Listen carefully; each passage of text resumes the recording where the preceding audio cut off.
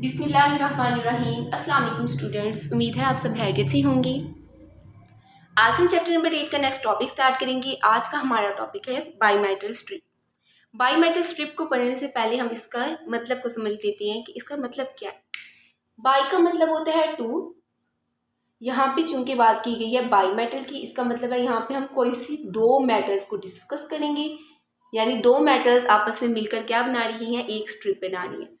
अब हम यहाँ पे देखते हैं बाईमेटल बेसिकली होती क्या है। बाईमेटल जो होती है वो कंसिस्ट करती है टू थिन स्ट्रिप्स पे, ठीक है, टू थिन स्ट्रिप्स पे कंसिस्ट हम यहाँ पे लिख देते हैं। किस पे कंसिस्ट करती है? कंसिस्ट का मतलब होता है मुश्तमिल होती है। Consist of two thin strips, दो स्ट्रिप्स पर ये कंसिस्ट करती है। एक जो होती है वो आपके पास होती है ब्रास, एक जो होती है वो होती है आपके पास आयरन। यानी ये दो मेटल्स जब आपस में इकट्ठी होती हैं तो क्या बना देती हैं? By metal strips. Okay student, अब हम यहाँ पे एक रफ से डायग्राम बता देती हूँ आपको। बाई मेटल स्ट्रिप्स में बेसिकली जो बनी होती है वो किस तरीके से बनी हुई होती है। समझिए ये आपके पास एक स्ट्रिप है। इसको बाई मेटल क्यों कहा जाता है? क्योंकि यहाँ पर हमारे पास दो मेटल्स लगी हुई होती हैं। अब यहाँ पे मैं एक बना देती हूँ। जो ये वाला हिस्सा होता है जो मैंने ब्लैक से बनाया है, ये हमारे पास होता है आयरन से बना हुआ। और जो मैं आपसे बनाती हूँ नीचे जो ये वाला हिस्सा होता है वो होती है ब्रास की। यानी हमें इसमें क्या होती है, दो मेटल्स होती हैं, इसलिए हम इस स्ट्रिप को क्या कहते हैं? इस स्ट्रिप को हम कह देते हैं कि ये हमारे पास क्या है, ये हमारे पास है by metal strip. Okay students, by metal strip का मतलब अब आपको समझ आ गया होगा। बाई का मतलब होता है टू, बाई मेटल की बात कर रही है तो यानी टू मेटल्स की बात कर रही है। और उसमें हमारे पास कौन कौन सी टू मेटल्स होती हैं? एक हमारे पास होती है ब्रास और एक हमारे पास होती है आयरन।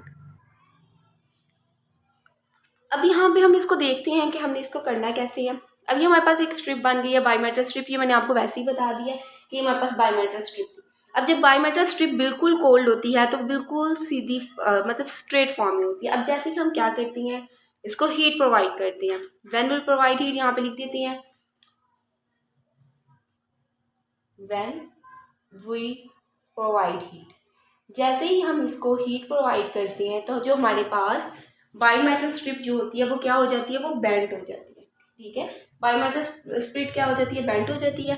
यानी उसकी जो शेप बन जाती है वो कुछ इस तरह से बन जाती है। मैं बना देती हूँ यहाँ पे। समझिए हमारे पास बाईमेटल स्ट्रिप थी, अब वो इस तरीके से बन गई है। ठीक है, इस तरीके से बन जाती है क्योंकि यहाँ पे हम उसे क्या प्रोवाइड कर रहे होते हैं, हीट प्रोवाइड करते हैं। जैसे ही हम उसे हीट प्रोवाइड करते हैं तो वो क्या कर जाती है, एक साइड से बेंड कर जाती है। ठीक है, एक साइड से वो क्या कर जाती है, बेंड कर जाती है। बायोमेट्रिक स्ट्रिप जो बेसिकली हम यूज़ करते हैं वो किस किस पर्पज़ के लिए यूज़ करती है, इसमें हमें टॉपिक में सिर्फ हमने बताना था कि बायोमेट्रिक स्ट्रिप क्या होती है और किस वजह से इस्तेमाल होती है। अब आपको पता चल गया होगा बायोमेट्रिक स्ट्रिप जो होती है वो दो मेटल्स पर कंसिस्ट करती है, एक आयरन होती है और एक ब्रास होती है। जैसे ही हम इसको हीट प्रोवाइड करते हैं तो ये क्या करती है, एक्सपैंड कर जाती है। एक्सपैंड करने का मतलब हो जाता है फैल जाती है।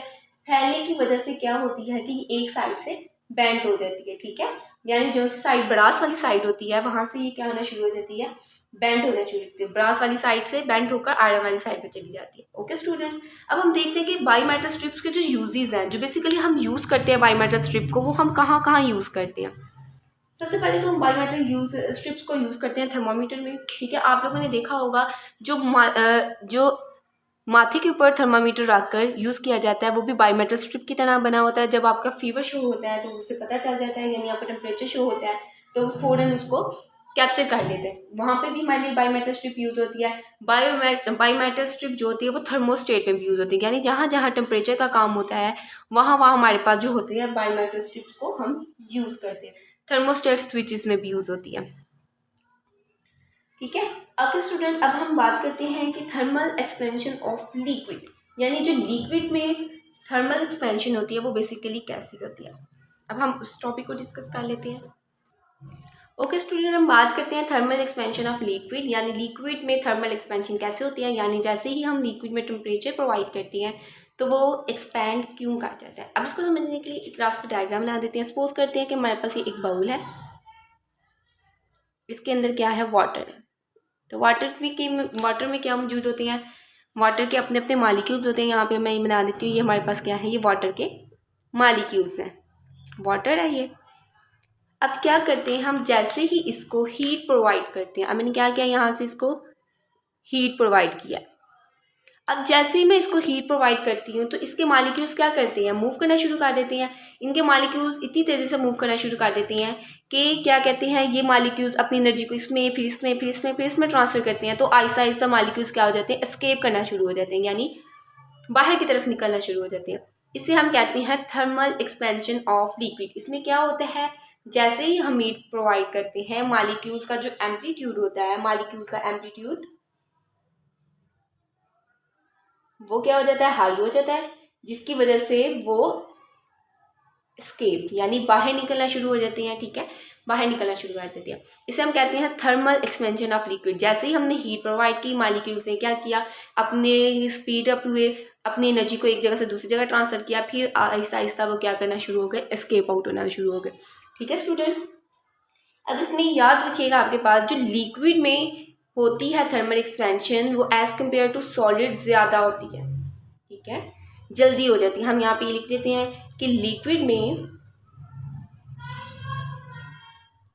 जो थर्मल एक्सपेंशन होती है वो क्या होती है, ग्रेटर होती है एज कम्पेयर टू सॉलिड। क्यों, उसकी वजह क्या है, उसकी वजह ये है कि जो सॉलिड होते हैं उसमें स्ट्रॉन्ग फोर्स ऑफ अट्रैक्शन होती है। ये आपको पता है ना, स्ट्रॉन्ग फोर्स ऑफ अट्रैक्शन होती है, फोर्स ऑफ अट्रैक्शन होती है। और जो लिक्विड होते हैं उसमें फोर्स ऑफ अट्रैक्शन क्या होती है, वीक होती है, जिसकी वजह से जो मालिक्यूल्स होते हैं उनको स्पेस मिल जाती है, वो आराम से एस्केप आउट कर जाते हैं। इसे हम कहते हैं थर्मल एक्सपेंशन ऑफ लिक्विड। और जैसे कि आप जानते हैं कि लिक्विड का ना कोई डेफिनेट शेप होती है, no definite shape, no definite volume.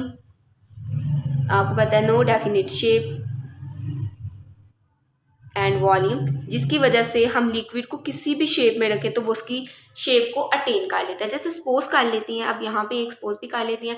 Suppose करें कि आपके पास एक गिलास है, ठीक है, ये आपके पास एक गिलास है। अब इस गिलास में आप पानी डालेंगे तो क्या करेगा, लिक्विड ग्लास की शेप ले लेगा। इसी तरह ये पानी अगर आप किसी बाउल में डालते हैं तो लिक्विड क्या करता है, उसकी शेप अटेन कर लेगा। इसी तरह आप इसे किसी भी चीज़ में डालते हैं तो लिक्विड क्या करता है, उसी की शेप को अटेन कर लेता है। शेप को अटेन करने का मतलब क्या होता है कि शेप इसलिए अटेन कर लेता है, यानी लिक्विड क्या करता है, ना ही उसको डेफिनेट शेप होती है ना ही वॉल्यूम होती है, इसलिए उसे हम जिस शेप में डालते हैं वो आसानी से उसी शेप में चला जाता है। अब यहाँ पे हमारे पास जो बेसिकली होती है, टू टाइप्स होती हैं थर्मल एक्सपेंशन की। यहाँ पे मैं हेडिंग दे देती हूँ, टू टाइप्स होती हैं, two types of thermal expansion. Basically इसमें हमारे पास क्या होती हैं, टू टाइप्स होती हैं। जो सबसे पहली टाइप्स होती है वो अपीरेंट वॉल्यूम एक्सपेंशन होती है, उसको हम कहते हैं apparent volume expansion. Apparent volume expansion का क्या मतलब होता है कि उसके वॉल्यूम का एक्सपेंड करते हैं और वो एक्सपेंड किया हुआ वॉल्यूम हमें नजर आए। और जो दूसरी होती है वो हमारे पास होती है रियल वॉल्यूम एक्सपेंशन, यानी जब उसका रियल वॉल्यूम होता है तब उसे हीट प्रोवाइड करने से उसमें कितना एक्सपेंशन आता है, कितना चेंज आता है, ये सब कुछ हम इसमें डिस्कस करते हैं। ओके स्टूडेंट, हमारा चैप्टर नंबर 8 यहाँ पर कंप्लीट हो गया। इंशाल्लाह ताला नेक्स्ट वीडियो में हम चैप्टर नंबर 9 स्टार्ट करेंगे। तब तक के लिए आप सब अपना बहुत ज़्यादा ख्याल रखिएगा, मुझे दुआओं में याद रखिएगा। ओके, अल्लाह हाफिज़।